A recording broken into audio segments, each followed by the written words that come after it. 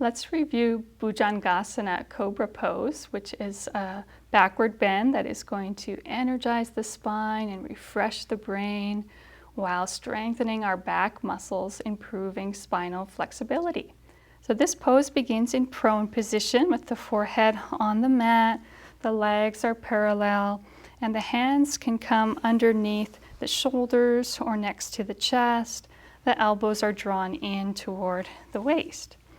And to enter, we're going to start in 3 stages with 3 breaths. So on the first inhalation, we're going to lift just the head, engaging the neck muscles.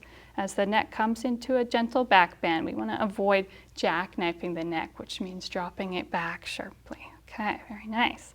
Next inhalation, she can start to lift her chest forward and up as she engages her back muscles. And on the next inhalation, she'll ground her pelvis down, engaging her lower back as she lifts as high as she can with primarily her back strength. And being careful not to overarch her lumbar spine, she's going to tuck her pelvis as needed. The legs are going to lengthen back throughout the pose as well. She's gazing lightly forward and up. And we aren't using the hands to push ourselves up into an upward facing dog type pose. So we actually want to keep the lower navel, the lower torso in contact with the floor. And because this pose is so much about spinal energies, we really want to focus on that energy that enables the spinal muscles to lift you as you mentally affirm, I rise joyfully to meet each new opportunity. And to come out of the pose, she can inhale, lengthen once more, and then exhale as she lowers down. We want to feel the energy coming back to the brain as you release from the pose. You might rest as Karen is now, or turning one cheek to the side, arms next to the body. Lots of different options, but just allowing the back to relax as you integrate the effects of this pose.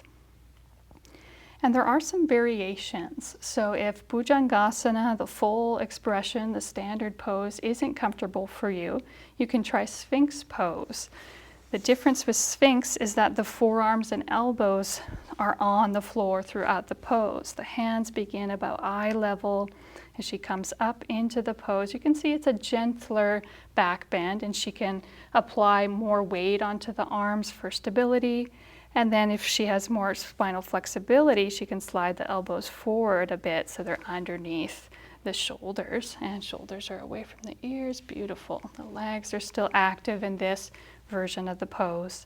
And then when you come out of Sphinx, you would just slide those elbows back, shoulders away from the ears as you relax. There's also an intermediate expression of this pose that Swami Kriyananda taught. This is best to practice if you're an intermediate student, you have a healthy spine and good spinal awareness. So for the intermediate expression, we would come up into Cobra as we normally would. You can also, use one inhalation to come up rather than the 3 stages that we previously looked at. And we're starting with primarily back muscles lifting us. Then we can start to add some weight into the arms. So the arms and the back are working to give us a lift here. But we're being careful not to overarch that lumbar spine. Then we can start to relax our back muscles a little bit, possibly lengthening the spine a bit more, deepening the back bend within our comfort level. And then we re-engage the back muscles to fully recharge the spine with energy before we lower back down to the floor, relaxing and releasing as we enjoy that flood of prana back to the brain. And that was a review of Bhujangasana, Cobra Pose.